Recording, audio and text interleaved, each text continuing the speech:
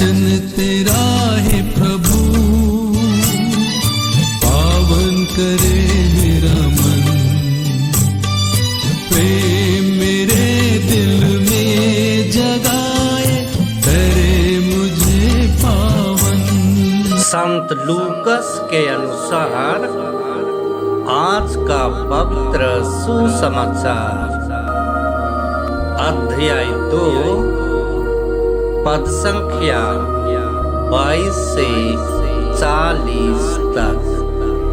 जब मूसा की संहिता के अनुसार शुद्धिकरण का दिन आया तो वे बालक को प्रभु को अर्पित करने के लिए यरूशलेम ले गए, जैसा कि प्रभु की संहिता में लिखा है, हर पहलौठा बेटा प्रभु को अर्पित किया जाए। और इसलिए भी कि वे प्रभु की संहिता के अनुसार पंडुकों का एक जोड़ा या कपोत के 2 बच्चे बलिदान में चढ़ाए। उस समय यरूशलेम में सिमेयोन नामक एक धर्मी तथा भक्त पुरुष रहता था। वह इस्राएल की सांत्वना की प्रतीक्षा में था और पवित्र आत्मा उस पर छाया रहता था। उसे पवित्र आत्मा से यह सूचना मिली थी कि वह प्रभु के मसीह को देखे बिना नहीं मरेगा।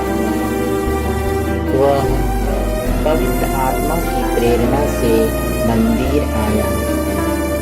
माता पिता शिशु ईसा के लिए संहिता की रीतियां पूरी करने जब उसे भीतर लाए तो सिमियोन ने ईसा को अपनी गोद में ले लिया और ईश्वर की स्तुति करते हुए कहा, प्रभु, अब तू अपने वचन के अनुसार अपने दास को शांति के साथ विदा कर, क्योंकि मेरी आंखों ने उस मुक्ति को देखा है जिसे तूने सब राष्ट्रों के लिए प्रस्तुत किया है।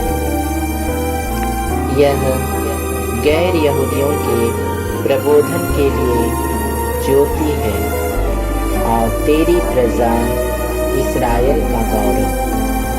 बालक के विषय में ये बातें सुनकर उसके माता पिता अचंभे में पड़ गए। सिमियोन ने उन्हें आशीर्वाद दिया और उसकी माता मरियम से यह कहा, देखिए, इस बालक के कारण इस्राएल में बहुतों का पतन और उत्थान होगा।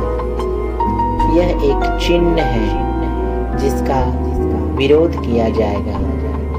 इस प्रकार बहुत से हृदयों के विचार प्रकट होंगे और एक तलवार आपके हृदय को आर पार बेच।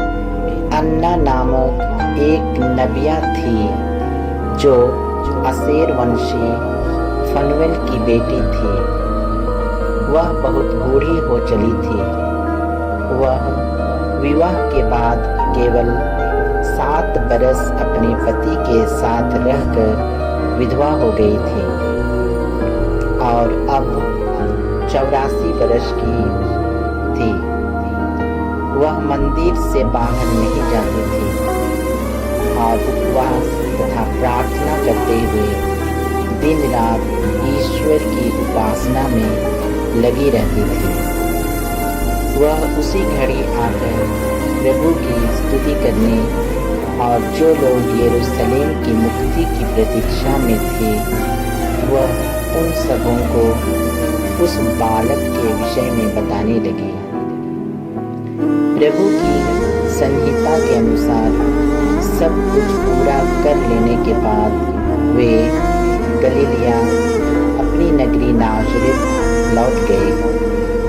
बालक बढ़ता गया, उसमें बल तथा बुद्धि का विकास होता गया और उस पर ईश्वर का अनुग्रह बना रहा।